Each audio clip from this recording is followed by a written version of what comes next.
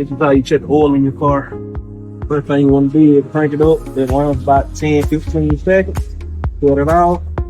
Come over here, you find your dipstick. You want to get a rag or something. Clean it off first. Put it back in. Then you pull it back out. Then you look at it. If it's in from this mark to this mark, it's good. But this mark usually indicates about half a quart. If you look at this oil, you can see that it's at the end. It's taking the oil in it. And that's how you take the oil.